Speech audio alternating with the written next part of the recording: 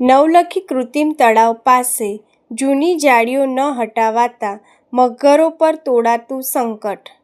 જીએસપીસીએ સંસ્થાના રમેશભાઈએ તંત્ર સામે રોષ વ્યક્ત કર્યો.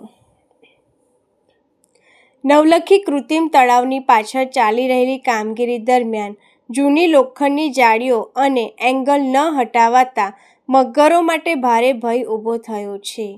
જીએસપીસીએ સંસ્થાના રમેશભાઈએ તંત્ર સામે રોષ વ્યક્ત કરતા વહેલી તકે આ કામગીરી પૂર્ણ કરવાની માંગ કરી છે.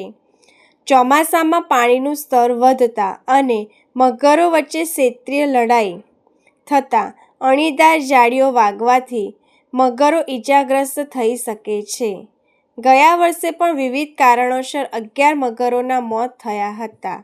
આ બાબતે પાલિકાના સિટી એન્જિનિયર દિવ્યાંગ મોદી, આરએફપીઓ અનિતા બારિયા, ડીસીએફ ધનંજય સાધુ અને ડીએફઓને છેલ્લા 1 મહિનાથી રજૂઆતો કરવા છતાં કોઈ ઉકેલ આવ્યો નથી.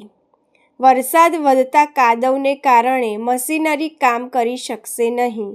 તેથી ડીઆર અગ્રવાલ એજન્સી દ્વારા તાત્કાલિક હાઇડ્રા મંગાવી જાળીઓ દૂર કરવામાં આવે. જો તંત્રની બેદરકારીથી કોઈ મગરનું મોત થશે તો અધિકારીઓ સામે કાનૂની કાર્યવાહી કરવામાં આવશે. વધુમાં જીએસપીસીએ સંસ્થાના રમેશભાઈએ જણાવ્યું હતું કે મારું નામ રમેશભાઈ. આજે આપણે નવલખી કૃત્રિમ તળાવની પાછળ જે ગેબેન વોલની જે દિવાલની કામગીરી ચાલી રહી છે એ ભાગરૂપે ત્યાં જૂની જે જાળી છે એ જાળી કેટલા સમયથી મેં રજૂઆત કરેલી છે.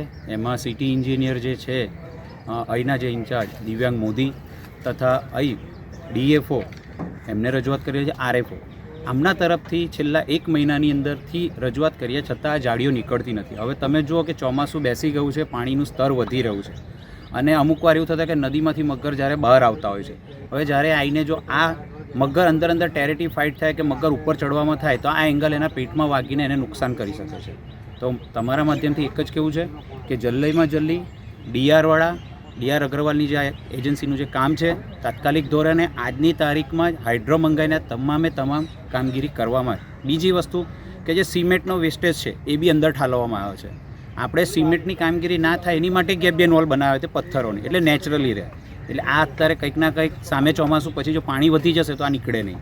એટલે મારી માંગ એટલી જ છે કે વહેલી તકે આ જાળીઓ નીકળે જેથી વન્યજીવને કોઈ નુકસાન ના થાય. અને જો કોઈ બી નુકસાન વન્યજીવને જો થાય, કોઈ મગર મરી જાય તો આપના માધ્યમથી જ કહું કે ડીએફઓ સાહેબ તાત્કાલિક ધોરણે ડીઆર અગ્રવાલ જોડે આપણે કાનૂની કાર્યવાહી કરવા માટે તૈયારી રાખજો.